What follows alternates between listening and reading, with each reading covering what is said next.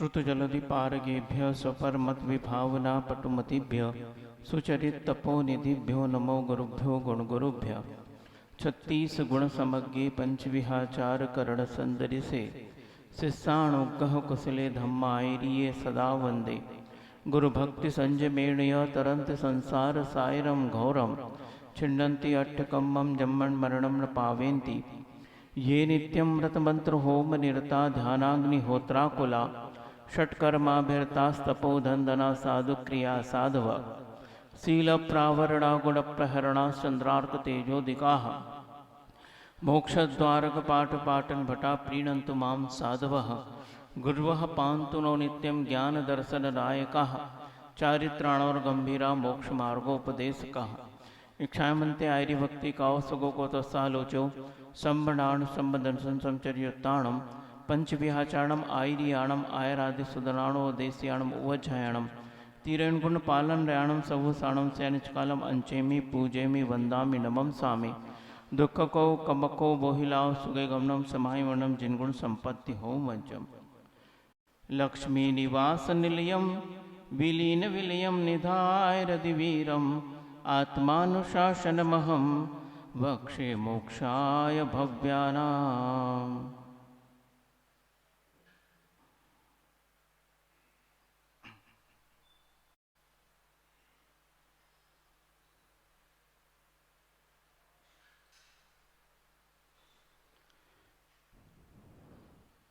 इस जैन शासन में तीर्थंकर केवली, सामान्य केवली, इनकी परंपरा के बाद शुट केवली आदि कहीं धुरंधर मुनिराज हुए हैं। उन्हीं की परंपरा में आगे चलकर यह तो ज्ञानवान थे ही, किंतु ऐसे कई सामान्य आचार्य भी इतने ज्ञान संपन्न, वैराग्य संपन्न और साधना संपन्न थे कि उन्होंने जिनेंद्र भगवान की वाणी को लिपिबद्ध किया और केवल मोक्ष मार्गी अर्थात महाव्रत को धारण करके आचार्य पद को विभूषित करने वाले केवल मुनिराज ही नहीं, किंतु इस जिन शासन में ऐसे ऐसे श्रावक भी हुए हैं जिन्होंने यद्यपि चारित्र मोहिनी कर्म के उद्देश्य से संयम को ग्रहण तो नहीं किया, सकल संयम को ग्रहण नहीं किया। कुछ ऐसे भी पंडित हो सकते हैं जिन्होंने संयम को भी ग्रहण नहीं किया, किंतु जिन शासन के प्रति उनकी इतनी प्रगाढ़ श्रद्धा थी, जिन्हें भगवान के मत के ऊपर उनका इतनी आदर भाव था कि उन्होंने भी कुछ अपने जीवन में, जैसे पूर्वाचार्यों ने कई ग्रंथों की रचना की, उस प्रकार उन्होंने भी अपने जीवन में, कई पंडित ऐसे भी हैं जिन्होंने संस्कृत में बड़े बड़े ग्रंथ लिखे हैं। सुनते हैं पंडित आसाधर जी महाराज जी के बारे में, महाराज जी मतलब पंडित जी के बारे में, कि उन्होंने सागार धर्मामृत और अनगार धर्मामृत नाम का ऐसा ग्रंथ लिखा। अर्थात जैसे स्वामी समंत भद्र ने रत्नकर्म श्रावकाचार और आचार्य वट्टकेर महाराज ने मूलाचार मुनियों के लिए और समंत भद्र स्वामी ने श्रावकाचार श्रावकों के लिए लिखा, उसी प्रकार पंडित आसाधर जी ने श्रावक और मुनि दोनों के लिए सागार और अनगार धर्मामृत लिखा है। अनगार अर्थात जिनके पास अंगारे हो, अंगार तो वही बोलते ना, क्या बोलते आप? आपके यहाँ लूघरा बोलते, लूघर बुंदेलखंडी में ऐसे बोलते ना, जो जलते हुए अंगारे होते ना, तो अंगार बोला है, अंगार नहीं अनगार। क्या? अनगार अर्थात आगार का अर्थ होता है घर, जिसके पास घर नहीं है वे अनगार कहलाते हैं, और जिसके पास घर है वे सागार कहलाते हैं। यद्यपि कई लोग कहते कि महाराज जी हम भी कई महीनों के लिए टूर पर या घूमने जाते हैं, पूरा घर त्याग करके जाते हैं, फिर भी कोई हमको अनगार नहीं कहता, और आप संत निवास में 4 महीने भी रुक जाते हैं, लेकिन आपको फिर भी कोई सागार नहीं कहता। तो उसके लिए पूज्य गुरुदेव ने उत्तर दिया था कि बंधुओं, इसमें केवल एक चीज का अंतर है। क्या अंतर है? चाबी का अंतर है। समझ में आई? चाबी का अंतर है। हम घर में रहकर भी ग्रही नहीं, तुम घर के बाहर रहकर भी ग्रह त्यागी नहीं। क्यों? चाबी का अंतर। अर्थात तुम्हारे जेब में जो चाबी पड़ी है वो तुम्हें बतलाती कि तुम साकार हो। क्यों? क्योंकि वो चाबी रखी है आपके जेब में और आप निश्चिंत हो, घर में ताला लगा है। और कई बार खींच के भी देख के आया हूं, ताला टूटेगा नहीं। क्या अलीगढ़ का ताला लगा हुआ है, इसलिए निश्चिंत है उस चाबी के कारण। और मान लो उस यात्रा में ही ऐसा हो जाए, मतलब कि वो चाबी यात्रा में खो गई और बहुत पैसे खर्च के आप यात्रा कर रहे हैं, विदेश की यात्रा भी कर रहे हैं, अब बताओ मन लगेगा कि नहीं? कितनी सी है चाबी, उतनी चाबी का ही अंतर है बंधुओं। या मुनिराज कहीं भी चले जाए, वे हवा की तरह निसंग है, किसी संग से वह चिपके नहीं। संग अर्थात परिग्रह से। जैसी हवा आपके शरीर को लग तो गई पर आपके शरीर से चिपकी नहीं, वो लग के निकल गई है। उसी प्रकार ये मुनिराज होते हैं कि वो कहीं भी रह ले, गुफाओं में रह ले, मकानों में रह ले, आलीशान बिल्डिंग में रह ले, अथवा चक्रवर्ती के नंद्यावर्त महल में भी मुनिराज भोजन के लिए, आहार के लिए चले जाते हैं, लेकिन अपनी क्रिया करके पुनः वो वापस आ जाते हैं। उनके मन में घर में नहीं है, तुम्हारे मन में घर है, इसलिए तुम्हें साकार कहा है। तो इस प्रकार उन पंडित जी ने भी ये व्याख्यान लिखा है। ऐसे कई पंडित हुए हैं, जैसे दौलत राम जी, उन्होंने छैडाला लिखी है, मंगत राय जी 12 भावना। इस प्रकार ऐसे ग्रंथों की रचना की है जो आज जैन समाज में बहुत प्रचलित है और प्रतिदिन उनका पाठ किया जाता है। यह उन लोगों का महान उपकार है हमारे ऊपर।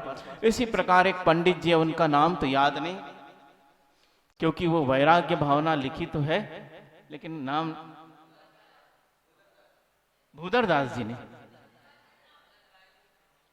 वैराग्य भावना, वज्रनाभि जी ने नहीं लिखी, वो तो चक्रवर्ती थे, कहते ऐसा है। लेकिन वह वैराग्य भावना कोई पंडित जी ने लिखी, उसका नाम मिलता नहीं है। तो इस प्रकार जो पूर्व गाथा चल रही थी, उसी प्रकार उन्होंने उस वैराग्य भावना के शुरू में ही बहुत अच्छी पंक्ति शुरुआत वहीं से की है। बीज राख फल भोग वे, जो किसान जग माही, त्यों चक्री नृप सुख करे, और धर्म को याद करे नाही। हमको याद नहीं है ना, धर्म विसारे नाही, ऐसा है सही पाठ। मुख्य यह है कि जो पहले जो गाथा चल रही थी कि आचार्य गुणभद्र स्वामी ने भी यही गाथा लिखी, उनकी गाथा पर ही पंडित जी ने इस प्रकार का वह श्लोक बनाया है कि वस्तुतः इस जीवन में जो व्यक्ति किसान की तरह कार्य करता है, उसी का जीवन सफल हो पाता है कि वह बीज को रखकर ही पूरे धान्य का भोग करता है। उसी प्रकार उस चक्रवर्ती के बारे में, वज्रनाभि चक्रवर्ती हुए हैं, वो शायद ऐरावत क्षेत्र या विदेश क्षेत्र में कहीं हुए हैं। उस वक्त वो चक्री भी जो है उन भोगों को प्राप्त करके, उसका मुख्य कारण क्या है वो भूल गया था और भोगों में निमग्न था।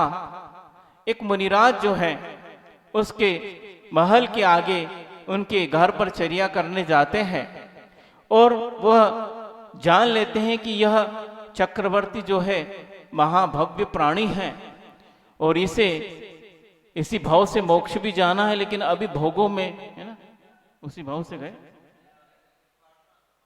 अच्छा, पार्श्वनाथ भगवान बने, आगे इसको तीर्थंकर बनना है, लेकिन अभी ये भोगों में इतना निमग्न है, इसे धर्म का स्वरूप अभी ज्ञात नहीं है। क्योंकि आंखों पर जब पट्टी पड़ जाती है या आंखों पर हम जिस प्रकार का चश्मा लगा लेते हैं कलर का, उसी कलर का हमें दिखने लगता है। उसी प्रकार यह मोही प्राणी जब उसके आंखों पर मोह का पर्दा पड़ता है तो संसार की सारी वस्तुएं उसे अच्छी लगती है और मोक्ष मार्ग उसे खराब लगने लगता है। इसीलिए वे मुनिराज उस भव्य प्राणी पर उपकार करते हुए उसे उपदेश देते हैं चक्रवर्ती को कि वस्तुतः तुम जिस संसार के भोगों में निमग्न हो उस संसार का स्वरूप क्या है, जिन भोगों को भोग रहे हो उसका भोग का स्वरूप क्या है, और जिस शरीर के माध्यम से इन पंचेंद्रीय विषयों को भोग रहे हो शरीर का स्वरूप क्या है। इस प्रकार संसार भोग और शरीर का स्वरूप का वर्णन करते हुए वैराग्य भावना उन्होंने लिखी पंडित जी ने। लेकिन उस वक्त उन मुनिराज ने उस चक्रवर्ती को इतना विस्तृत वर्णन करके सुनाया, वो चक्रवर्ती उसी समय से वैराग्य भाव को धारण कर लेता है। यद्यपि तुरंत दीक्षा नहीं लेता है, क्योंकि उसके सामने भी इतना बड़ा राज्य है, 6 खंड का राज्य है, 32,000 मुकुटबद्ध राजा उसके चरणों में शीश झुकाते हैं। और ऐसे छोटे मोटे राजा नहीं है, वो भी बहुत बड़ी बड़ी सेना और बहुत बड़े बड़े राज्य के स्वामी हैं, लेकिन सब के सब चक्रवर्ती के किंकर बन जाते हैं। ये सारी शासन व्यवस्था करनी है। अचानक वह दीक्षा नहीं ले सकते, लेकिन उन्हें इन विषयों के प्रति विरक्ति उत्पन्न हो जाती है। अब इनका भोग तो करूंगा, लेकिन लिप्त होकर या अत्यंत गाफिल होकर इनका भोग नहीं करूंगा, बस भोग करके भोगना बस है। और इस प्रकार भाव उसके मन में आ जाते हैं। बहुत अच्छा कथानक याद आ रहा है, यद्यपि कई बार सुना चुके हैं, हमारे महाराज जी लोग सुन चुके हैं, लेकिन और आप भी सुन चुके होंगे कई बार, लेकिन प्रसंग के वश आ जाता है तो हमें बात जल्दी समझ में आ जाती है। जब व्यक्ति को चोट नहीं लगी हो और उस वक्त तो उसके दुखों का वर्णन करें कि इस चोट लगने से बहुत दुख होता है, इसलिए बचकर चलना चाहिए, उस वक्त समझ में नहीं आएगी, है ना। और जैसी चोट लग जाती तुरंत समझा, देखो हो रहा ना दुख, इसलिए संभल के चला करो, तो तुरंत समझ में आ जाती कि आगे से संभल के चलूंगा, क्योंकि इतनी दर्द, भयानक दर्द सहन करना पड़ता है। तो इसी प्रकार इस संसारी प्राणी को समय पर जब बात पता चल जाए तो समझ में आ जाती है। वो भी एक चक्रवर्ती की ही बात है कि भरत चक्रवर्ती का, जो इस युग का प्रथम चक्रवर्ती और इस युग के प्रथम तीर्थंकर का पुत्र है और चक्रवर्ती है, और उस वक्त का चक्रवर्ती, पहला चक्रवर्ती, हालांकि किसी के भोगों में कोई कमी बेसी नहीं आती है, चाहे भगवान महावीर के समय चक्रवर्ती हो उसको भी उतने ही भोग मिलेंगे, 14 रत्न 9 निधि, इस प्रकार जो चक्रवर्ती का वैभव सब मिलेगा। लेकिन फिर भी उस वक्त का काल और उस वक्त के शरीर की जो हाइट है वो अलग ही थी। तो उस वक्त उस चक्रवर्ती के जमाने की बात है, नगर में मुनिराज आए हुए थे और एक जिन धर्म को जानने मानने वाला व्यक्ति भगवान के प्रवचन, मुनिराज के प्रवचन सुन रहा था। उस वक्त मुनिराज परिग्रह अपने जीवन में कितने दुख उत्पन्न करता है, उसके प्रति जो आसक्ति भाव है उस व्यक्ति को कहाँ कहाँ किस दुर्गतियों में घुमाती है, इस प्रकार वर्णन चल रहा था। परिग्रह के बारे में मुनिराज बता रहे थे, वो परिग्रह सारे दुखों की खान है। क्योंकि आप पूजन करते ना 10 लक्षण में, तो 10 लक्षण में याद आती होगी, लोभ पाप का बाप, है ना। वो लोभ क्या करता है, वही परिग्रह इकट्ठा करता है। भले ही सामान इकट्ठा न हो, लेकिन मन में सब कुछ इकट्ठा हो जाता है, इस प्रकार वह होता है। तो वही मुनिराज जी समझा रहे थे, उस प्राणी के दिमाग में स्वयं व्यक्ति जो है वृक्ष पर बैठा है और उस डाल को काट रहा है जिस डाल पर वो बैठा है, और सामने वाला व्यक्ति ऊपर देखकर चल रहा है, तो उसको तो समझा रहा भैया नीचे देखकर चल, ठोकर लग जाएगी, गिर जाएगा, चोट आ जाएगी। वो कहता तू मुझको तो समझा रहा है, ऊपर देख क्या कर रहा है, जिस डाल पर बैठा उसी को काट रहा है, कहाँ आसमान में जाओगे कि नीचे गिरोगे, कोई देव आ जाएंगे बचाने के लिए। तो इस प्रकार उस व्यक्ति के जीवन में भी था। वो संसार में स्वयं तो परिग्रहवान था, लेकिन उसका चिंतन देखिए कैसा चलता है। वो सोचता है, हे भगवान अब क्या होगा, मैंने तो सुन लिया, काश चक्रवर्ती भी इस उपदेश को सुनने आ जाता।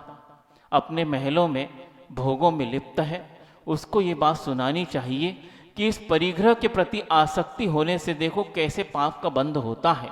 श्रावक शिरोमणि है, हमारा सिरमौर है, राजा है, केवल मेरा ही नहीं पूरे भरत खंड का जो 6 खंड है उसका राजा है, सिरमौर है, सभी के लिए आदर्श व्यक्तित्व है, आइडल पुरुष है, लेकिन वह इस प्रकार भोगों में लिप्त है और कितने सारे उसके पास भोग की सामग्री है। भगवान वो किस गति में जाएगा, इस प्रकार उसकी तो चिंता हो रही उस प्राणी को कि ये उपदेश को उसको सुनाना चाहिए। कोई बात नहीं, वो नहीं आ पाया, मैं जाके सुना आता हूं। भैया जी चले, चक्रवर्ती से मिलना है। और बहुत अनुनय विनय की, सेठ जी थे, वो दरबान भी जानता था ये नगर के सेठ है। कोई बात नहीं, उन्होंने चक्रवर्ती के पास जाने दिया। पूछ लिया था सेठ जी आए हैं, तो चक्रवर्ती ने कहा आने दो। और बस जाते से ही प्रवचन शुरू हो गए। जैसे आप जैसे कई लोग आ जाते हैं ज्ञानी प्रवचन सुनाने, उसी प्रकार वो शुरू हो गए। आप जानते हैं, हालांकि नहीं जानते होंगे क्योंकि आप भोगों में इतने लिप्त हैं, आपकी आंखों पर मोह का पर्दा पड़ा है, इसलिए मुनिराज ने जो सुनाया वो आपको सुनाने आया हूँ कि इस परिग्रह के माध्यम से महान पाप का बंध होता है और वह व्यक्ति सप्तम नरक तक जा सकता है। इसलिए आप चेत जाइए, इस परिग्रह के प्रति आसक्ति कम कीजिए, नहीं तो आपका भी जो है दुर्गति इसका कारण बन जाएगी, आप दुर्गति के पात्र बन जाओगे। इस प्रकार पूरा उपदेश देता है। 20-25 मिनट चक्रवर्ती शांति से सुनते हैं। वो कहते हैं बहुत कृपा की आपने, बहुत बड़ा उपकार किया, ये सब मैं नहीं जानता था, लेकिन आपने बताकर बहुत उपकार किया, थोड़ा और उपकार कर दीजिए। क्या है? मैं जो कह रहा हूं उसको मान लीजिए और ये कार्य कर दीजिए तो मेरे ऊपर बहुत उपकार हो जाएगा। हाँ बिल्कुल बताइए। आपने जिस भोगों का वर्णन किया है जो मुझे प्राप्त है, उन सारे विषयों का, भोगों का एक बार आप दर्शन कर लीजिए। आपने कभी किए नहीं होंगे। चक्रवर्ती के चक्र रत्न और निधियों का वर्णन तो सुना होगा, लेकिन उसके आपने दर्शन कभी नहीं किए होंगे। हाँ नहीं किए हैं। और 96,000 रानियां और कितने घोड़े, 18 करोड़ घोड़े। वो घोड़े ऐसे साधारण नहीं जो आपको आपके वहाँ दिखते हैं। चक्रवर्ती के घोड़े आपने देखे नहीं होंगे, हाथी देखे नहीं होंगे। हाँ देखा तो नहीं है, इसलिए एक बार देख आइए। आप जब महल में आ ही गए हैं तो एक बार देख आइए। बिल्कुल तैयार हो, और उसको खुशी भी हुई कि चलो ये चीज देखने को मिलेगी। पर एक शर्त है। क्या शर्त है? एक शर्त यह है कि आप सब कुछ देखना, पर एक काम और करना है। एक दीपक में, बड़ा दीपक है, उसमें लबालब घी भर कर दिया जाएगा और वह जला कर दिया जाएगा। बस ये ध्यान रखना है कि सारा वैभव देखते वक्त कहीं तेल गिर न पाए और दीपक बुझ न पाए, इसका ध्यान रखना। एक बूंद भी तेल गिर गया और यदि दीपक बुझ गया तो फिर तुम्हारी खैर नहीं। ये कार्य यदि तुमने नहीं किया तो फिर देख लेना, तुम्हारी खैर नहीं। अब वो सोचता है आ तो गए हैं चक्रवर्ती के आए। जैसे क्या होता है, कोई मासूम प्राणी जब शेरों के जबड़े के बीच आ जाए, वो क्या सोचेगा? क्या सोचना, उसको कुछ सोचना ही नहीं है, तो गए, जो शेर को करना वही करेगा। तो इसी प्रकार अब चक्रवर्ती पास आ गए। कोई बात नहीं, कर लेंगे, हम भी कोई कम थोड़ी हैं, हम भी देख लेंगे, बढ़िया हैं हम।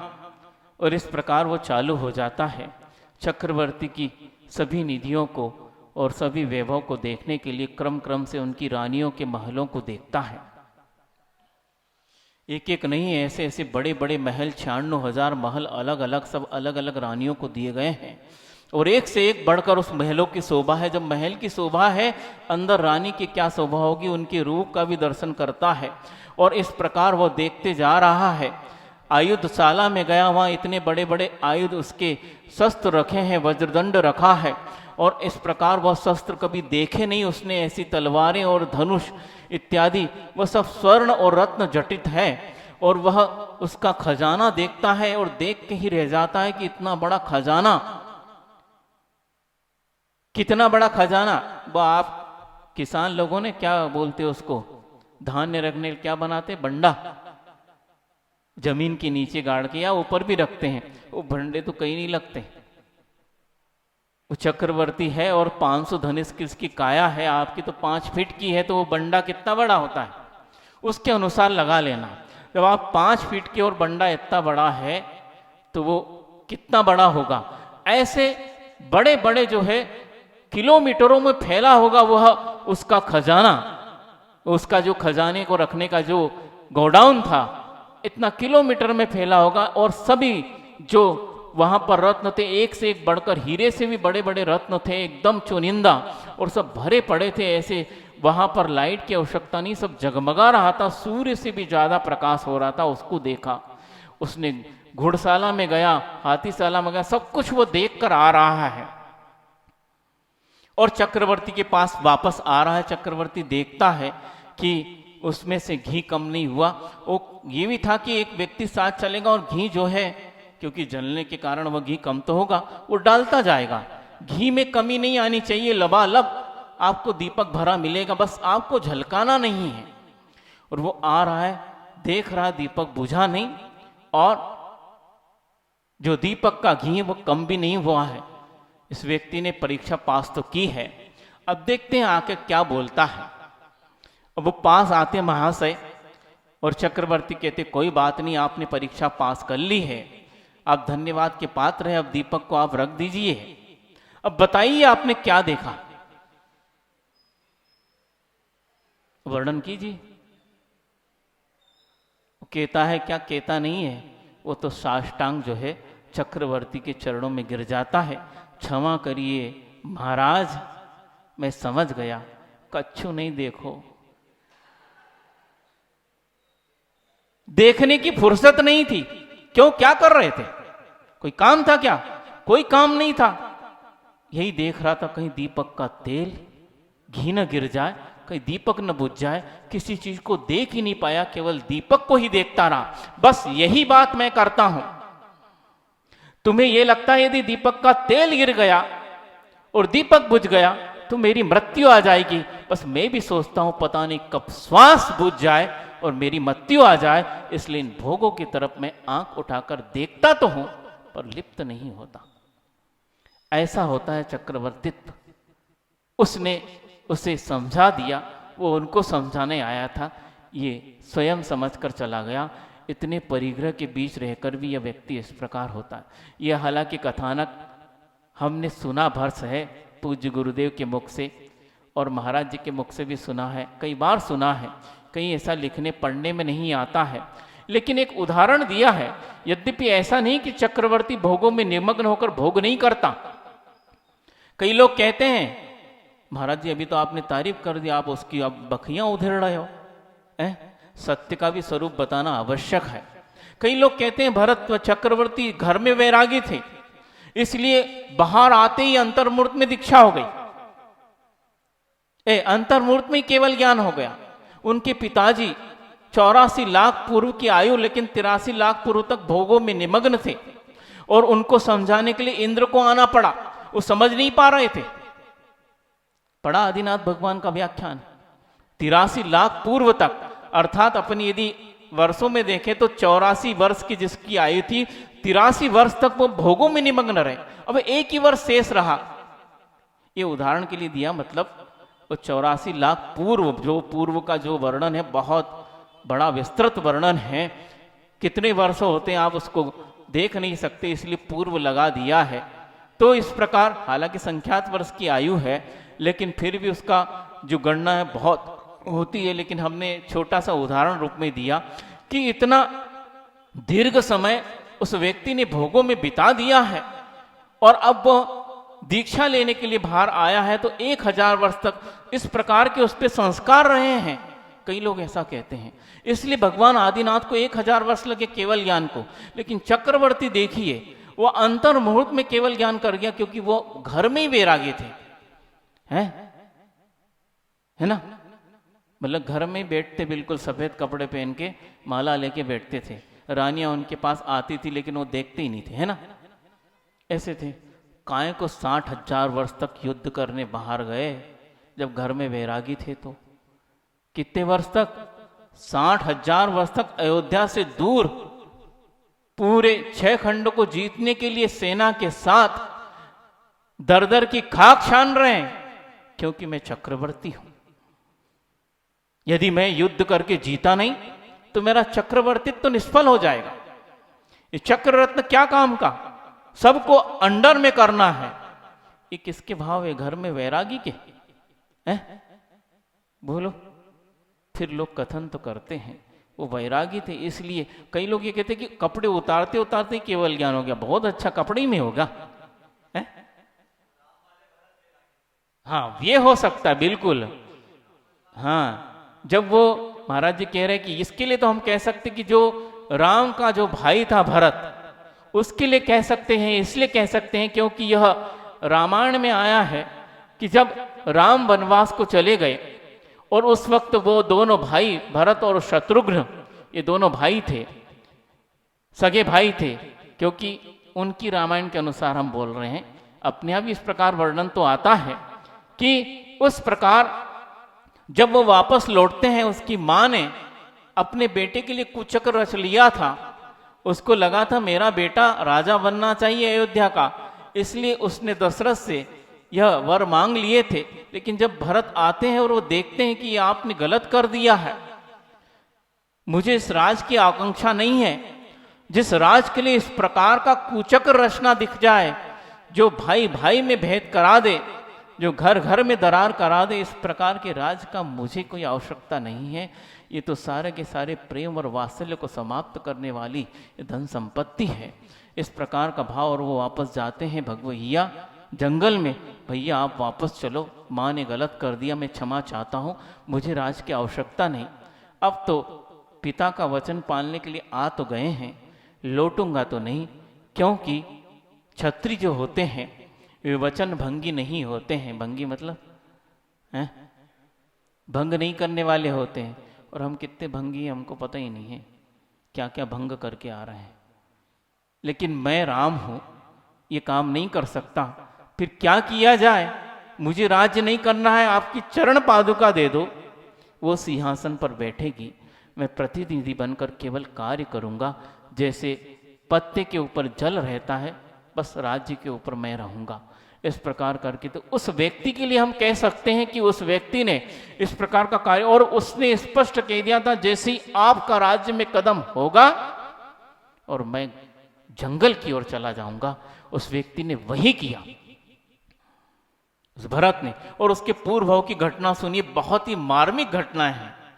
ऐसा पद्म पुराण का वर्णन सुन के लगता है आखिर क्या चल रहा दुनिया में, और देखिए आज संसार का स्वरूप क्या है। उस भरत का भी वर्णन पढ़ना कि क्या उसका पूर्व भाव, किस प्रकार का वो जीव था, विस्तार हो जाएगा। पूज्य बड़े महाराज जी बहुत ही अच्छे ढंग से वो कहानी सुनाते हैं। पद्म रुचि इत्यादि है ना, शायद उसी की है। तो बहुत ही गजब का वर्णन पद्म पुराण में आप देखना उसका वर्णन। तो इस प्रकार उस व्यक्ति के जीवन में था।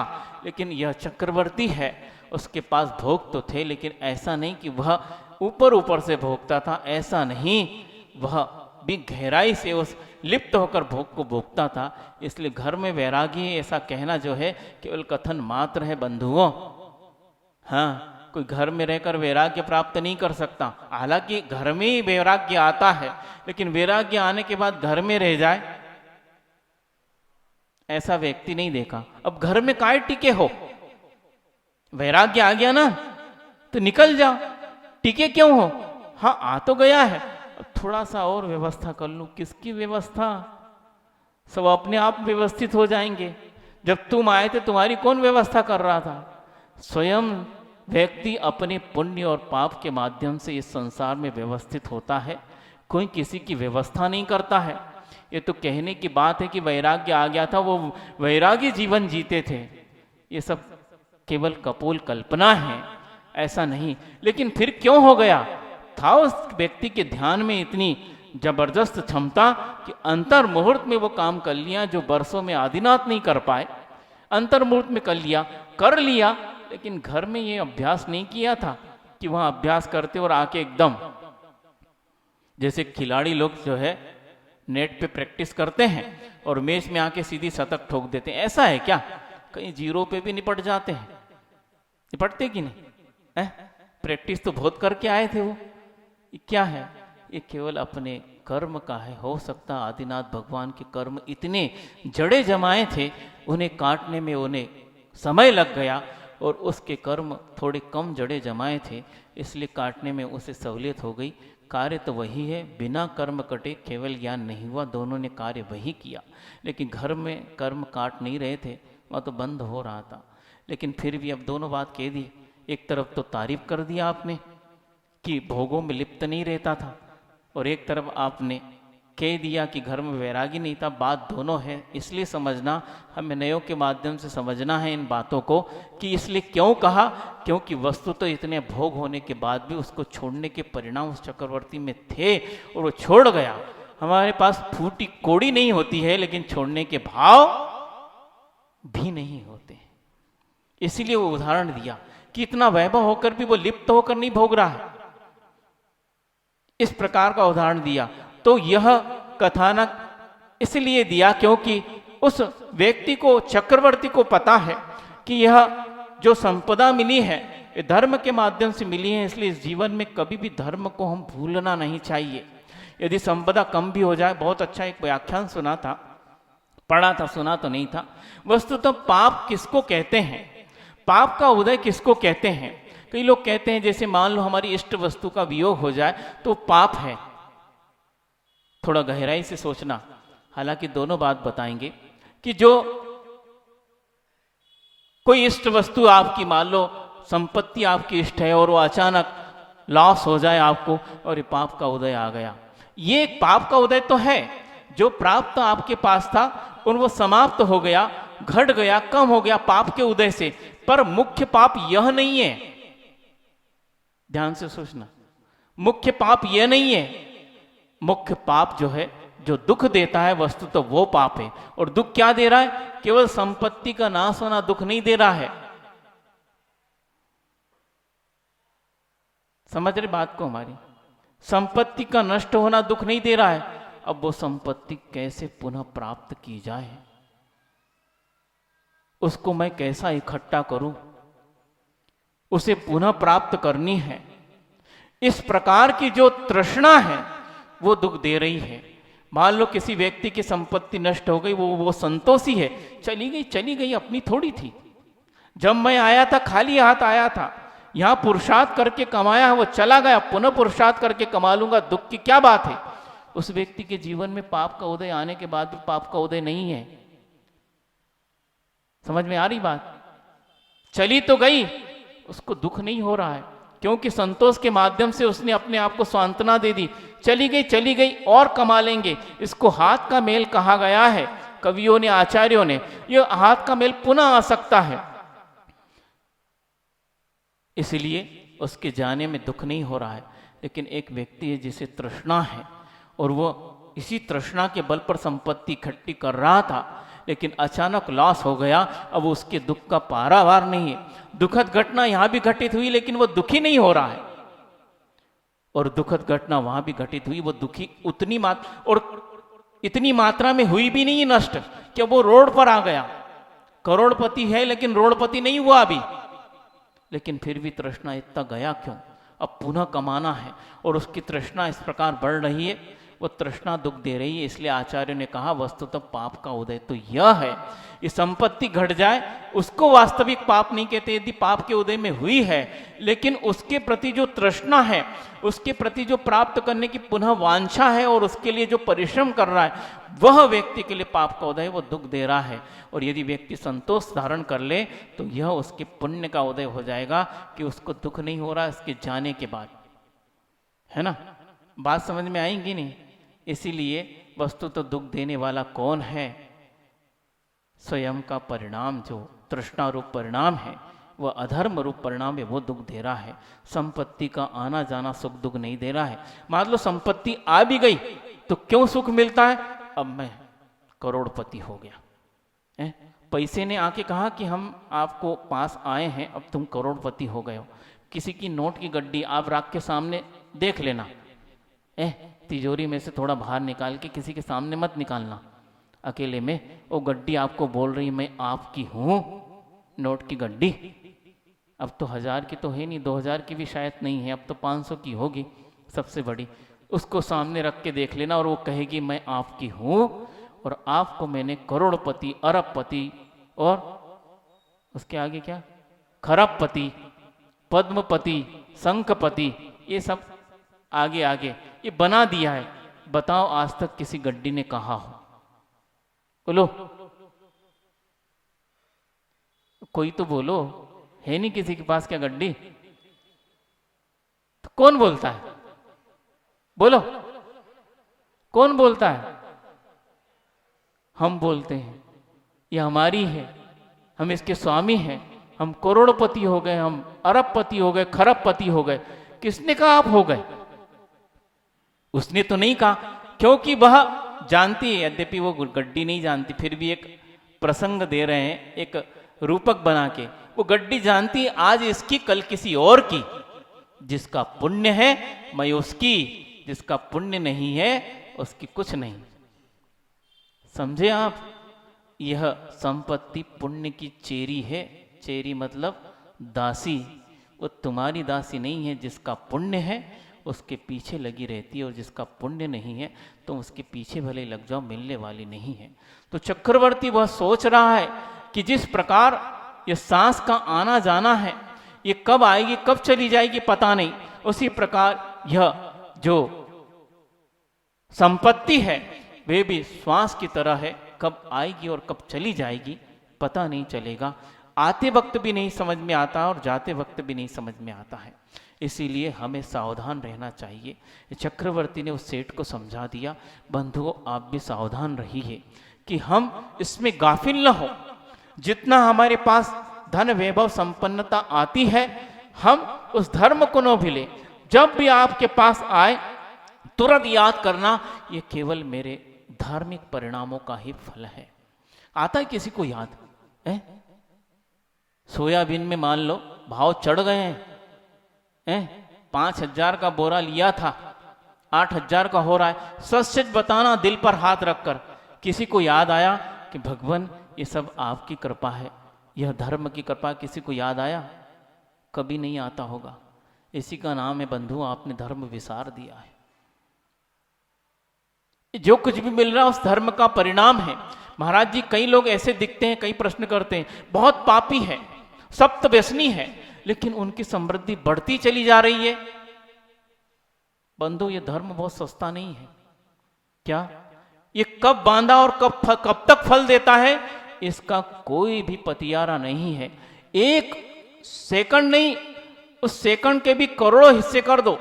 एक समय में किया गया पुण्य आपको कितने भाव तक फलेगा, वो किस क्वालिटी में किया है, इसका कोई भी वर्णन नहीं मिलता है। उस व्यक्ति ने जो आज सप्तव्यसनी है, महापापी है, लेकिन हो सकता क्या फैक्ट है कि उसने पूर्व में ऐसा जबरदस्त पुण्य किया कि आज भी फलित हो रहा है। लेकिन बंधुओं, थोड़ा धीरज रखो, और धीरज क्या रखो, आपको सोचना भी नहीं चाहिए। यदि आप सोचोगे तो महापाप होगा, लेकिन पाप का घड़ा छोटा होता है, एक न एक दिन भरता जरूर है, और वो डाउनफॉल अवश्य होगा। क्या पुण्य के घड़े की माप नहीं है, लेकिन पाप के घड़े की माप जरूर है।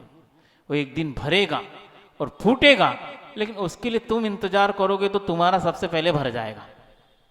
क्या दूसरे के पाप का घड़ा कब भरे वो इंतजार में बैठोगे तो तुम्हारा सबसे पहले भर जाएगा, और सोचोगे हमने तो कुछ किया ही नहीं। कुछ नहीं किया ना तुमने। वो पिछली बार कहावत कही थी ना, क्या पूज्य बड़े महाराज जी कहते हैं, खाया पिया कुछ नहीं, गिलास फोड़े और बाराना लो।